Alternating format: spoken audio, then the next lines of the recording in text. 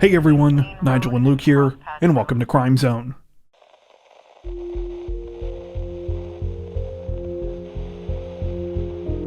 Authorities in Martin County, Florida say that an accused hit-and-run driver was slapped with a satisfying bit of instant karma last week after he allegedly fled the scene of an accident after seriously injuring a teenage boy, but he unwittingly took a tracking device with him.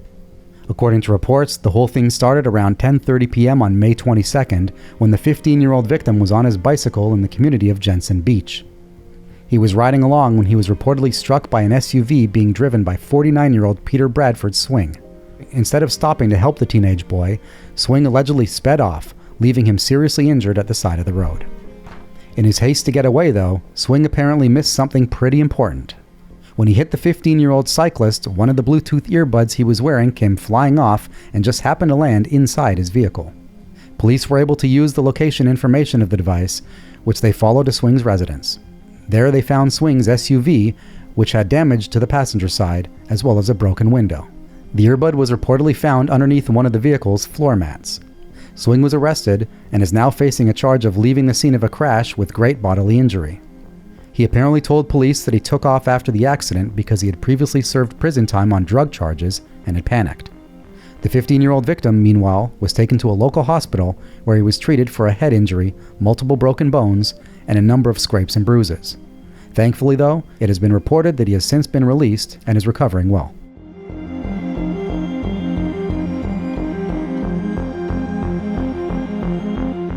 Authorities in Los Angeles County, California say that an already strange vandalism case took an even stranger turn this week when the elderly prime suspect died of natural causes just days after his arrest. Police were alerted to the death at around 7:30 a.m. on May 29th when they were called to a home on the 900 block of Enid Avenue in the community of Azusa. There, officers found the body of 81-year-old Prince Raymond King. Authorities immediately recognized the man and the residents because just days earlier on May 23rd, they had arrested King as part of a bizarre vandalism and property damage case. According to reports, the elderly man had been terrorizing his neighbors for the last 9 years using a high-powered slingshot and ball bearings. King allegedly used the slingshot to break numerous windows and car windshields, as well as damage other pieces of his neighbor's property. A few said that they had narrowly missed being hit by the projectiles themselves. While these incidents were reported to police as far back as 2015, it wasn't until recently that they were able to finally prove what was going on. After realizing that many of the damaged windows were near King's house, authorities began to speculate that the 81-year-old was shooting the ball bearings from his backyard. They conducted surveillance of the property until they allegedly caught King in the act. He was arrested and at the time was found to be in possession of the slingshot, as well as a number of ball bearings. King was charged with 5 counts of felony vandalism and 2 counts of misdemeanor vandalism in connection with incidents from October 2021 to May of 2024. He had pleaded not guilty last week and was granted bail, though had been ordered not to stay in his Azusa home and stay 200 yards away from the neighbors he allegedly targeted. The 81-year-old's autopsy suggested he died of natural causes and that his death was the result of heart disease. He had been expected to return to court on June 17th.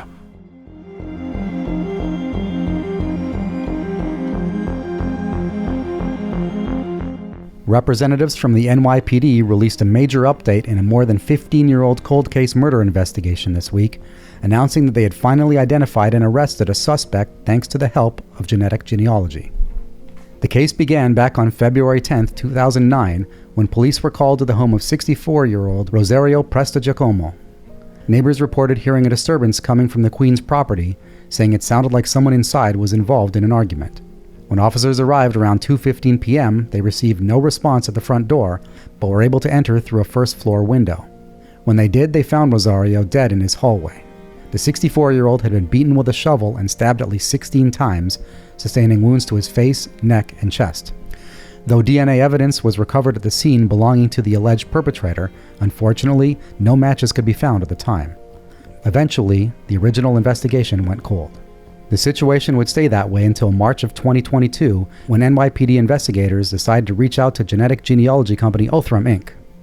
With their help, they were able to develop a profile of the suspect, which was eventually traced back to one man, 41-year-old Anthony Scalisi. Scalisi was the victim's nephew, though the pair were related by marriage, explaining why they had no DNA in common. Earlier this year, investigators found Scalisi living in Boynton Beach, Florida, and conducted surveillance on him. They were waiting until he discarded something they could use for further DNA testing, and eventually got lucky when they found a fork the 41-year-old had thrown out. When the DNA on the utensil was compared to evidence found under Rosario's fingernails at the 2009 crime scene, it was revealed to be a match to Scalisi. The 41-year-old was arrested on May 14th and was extradited back to New York this week. He is now facing a charge of second-degree murder and remains in custody. So far, no information has been released about the alleged motive behind the killing.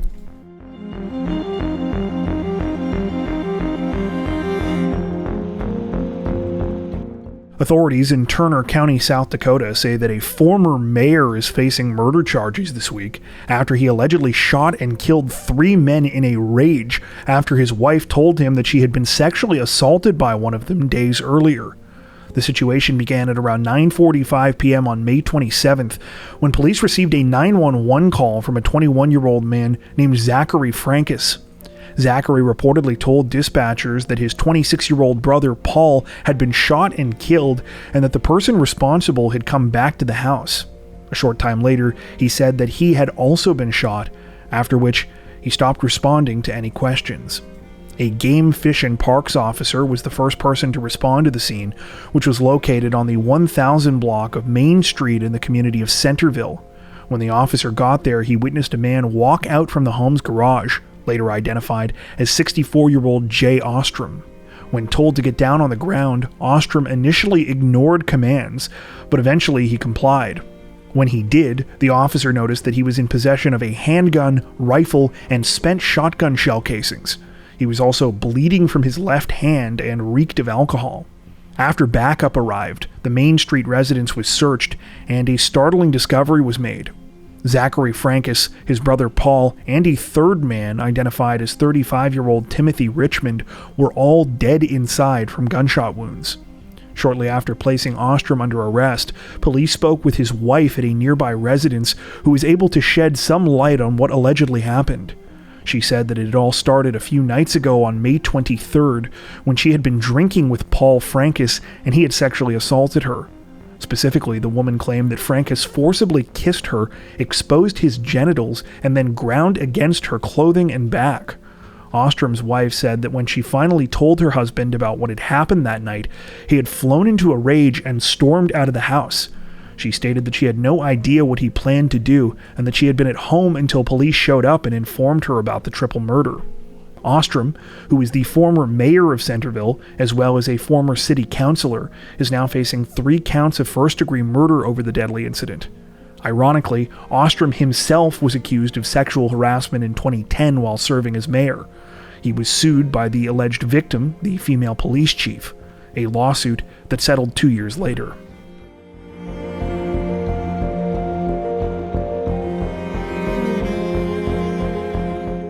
Authorities in Jefferson County, Missouri say that they're investigating a truly gut-wrenching case this week after a local mother allegedly confessed to the brutal murder of her own 2 young children. The situation began at around 10:30 a.m. on May 28th when 36-year-old Ashley Parmalee walked into the Festus Police Department. She was looking disheveled, her clothes were soaking wet, and she proceeded to make a horrifying revelation to officers there. She said that she had just killed her 9-year-old daughter and her 2-year-old son. Police reportedly found Parmalee's daughter, Scarlett, outside moments later. She had been shot and left in the back of the 36-year-old's vehicle, which was parked in front of the station. Officers attempted to administer life-saving aid to the young girl, but sadly it was too late. After obtaining more information from Parmalee about what had happened, police raced to a second crime scene, this one located a few miles away. It was here, in a pond outside the Holiday Inn's Timber Creek Resort, that they found the body of her 2-year-old son, Isaac. Once again, emergency responders attempted to save the child, but he had already succumbed to his injuries.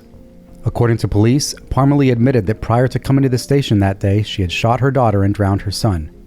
It's believed that Scarlett was killed in St. Francis County off Highway E, while Isaac was drowned in a pond where his body was recovered. So far, no information has been released regarding any kind of motive behind the case. All we know right now is that Parmalee has been charged with second-degree murder in connection with her son's death, while charges are still pending in connection with her daughter's shooting. The case is still under investigation.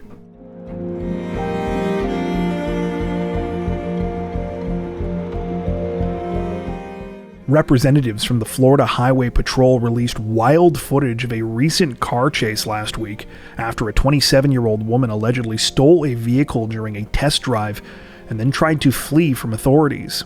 According to reports, the whole thing began sometime on May 9th, when 27-year-old Melina Logan showed up at the Honda dealership located on South Miami's South Dixie Highway.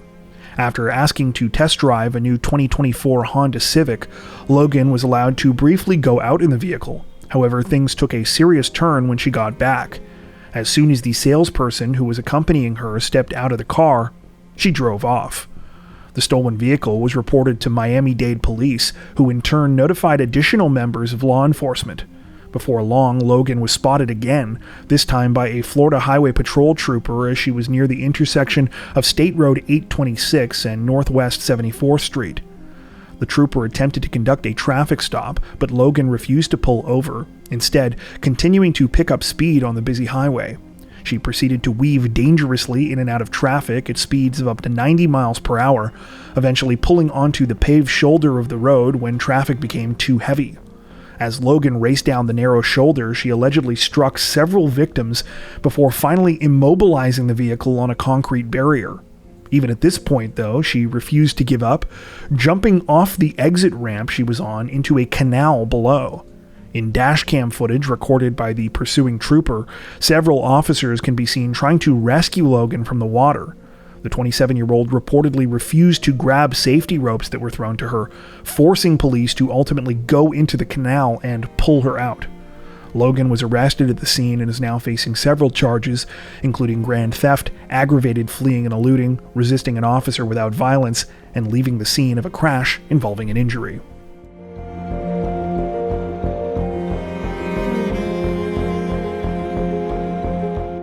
Authorities in Mobile County, Alabama, released a major update in a disturbing quadruple homicide case this week, announcing that after more than a year, the man accused of carrying out the killing has now been officially indicted on 4 counts of capital murder.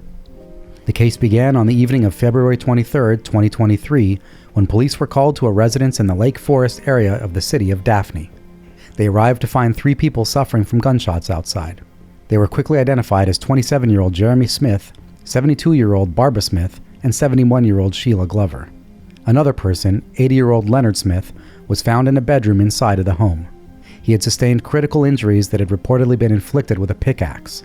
Sadly, all 4 victims were pronounced dead at the scene. While speaking to a witness that had called 911, police were told that the horrific attack had been carried out by a 22-year-old man named Jared Smith Bracey. Bracey was the grandson of Leonard and Barbara, while Jeremy was his brother. The SWAT team was called in, and Bracey was taken into custody a short time later after being found hiding in some woods behind the crime scene. Chillingly, investigators say that the 22-year-old was cooperative and very polite after his arrest, though showed no remorse for what had happened. Though no official motive has been released in the case, police have stated that they believe the killings were premeditated. According to investigators, Bracey had been arrested earlier that same day after an incident where he broke a door in his grandparents' house. After being bonded out of jail at 5 p.m., he reportedly got a ride back to the property from a friend. As soon as he arrived, he allegedly used a gun belonging to that friend to shoot his grandmother, brother, and Sheila Glover before getting into his grandfather's bedroom and attacking him with the pickaxe. He then went back outside and apparently proceeded to beat the 3 victims that he had already shot. The person who drove Bracey home was reportedly the same one who called 911. This week, Bracey was charged with 4 counts of capital murder. He pleaded not guilty due to mental defect or disease, though if convicted, faces a possible death sentence.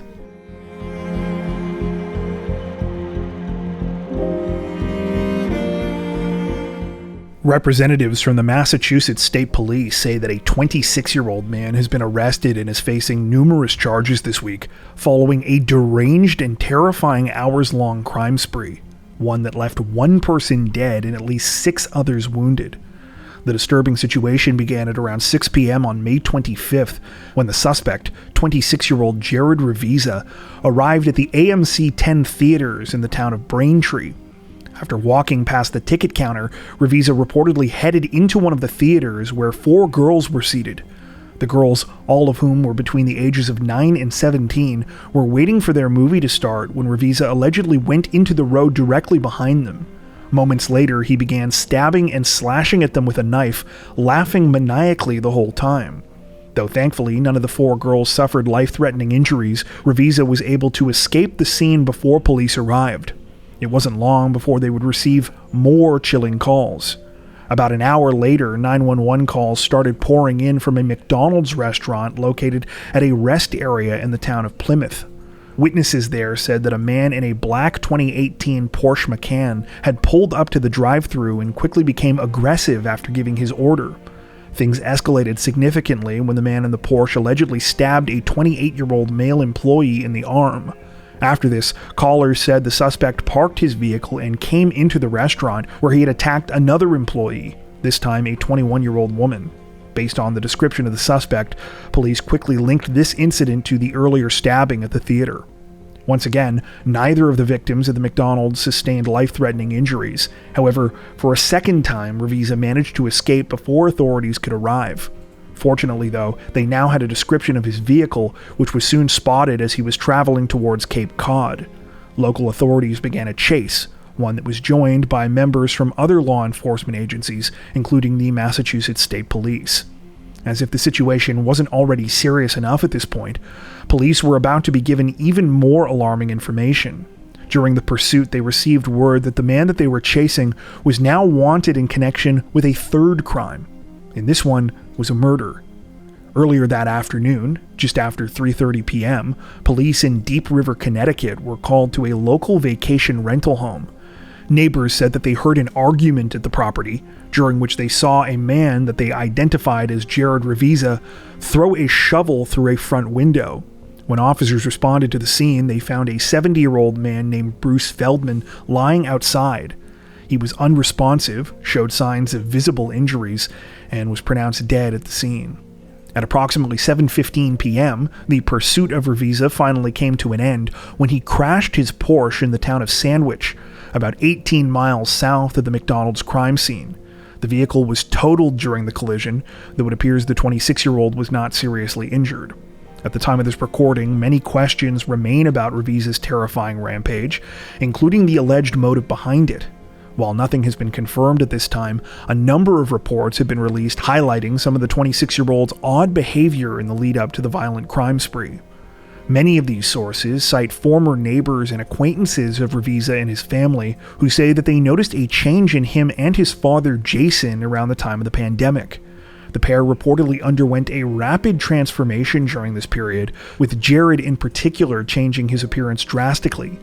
Photos from before this time show him dressed in traditionally preppy clothes and looking fairly clean-cut. However, his social media has since been filled with pictures of him with long bleach blonde hair, wearing things like crop tops and women's jewelry. In the aftermath of this week's incident, a 30-year-old woman named Aliana Shakova also took to social media to share her recent bizarre experience with Jared Revisa. According to Shakova, Revisa showed up to a photo shoot that she was holding for her clothing brand back in April. After gaining entry to the set, Revisa reportedly proposed to the 30-year-old within minutes of meeting her and suggested that they were going to get married and have kids together. He also bragged about his supposed wealth and began showing Shakova photos of houses that he claimed he owned all over the world, saying that he had serious connections and could help promote her brand. Revisa has apparently repeated many of these same claims online. A personal website of his refers to him as, quote, an American serial entrepreneur and CEO of Revisa Jones, an internationally renowned full-service digital marketing agency based between New York and Beverly Hills. While not much has actually been confirmed about Revisa's background at the time of this recording, according to several reports, there's no actual evidence that this company exists. Currently, Revisa remains in custody and has been sent for a mental health evaluation. He is now facing a number of charges, including assault with intent to murder, assault and battery with a dangerous weapon, and indecent exposure. Many more charges are expected to follow. Before we wrap up, we'd like to take a second to give a huge shout out to everyone who has made it this far into the video. Seriously, thank you so much for watching. If you found today's upload interesting and informative, we'd be honored if you consider liking and subscribing, as well as hitting the notification bell and selecting all notifications to stay up to date with our latest releases. If you're looking for additional ways to help support the channel, we'd love to have you join us over on Patreon. Patrons get ad-free and early access to all of our content, as well as 4 additional stories per week for each of our Crimes of the Week and Crimes of the Week International videos. You can learn more at patreon.com/crimezone, where you'll also find some of the fine folks whose names are currently on screen. All that being said, we understand that not everyone has the means to support financially, and that's totally okay. We appreciate every like, sub, share, and comment that you send our way. Once again, thanks so much everyone, and take care.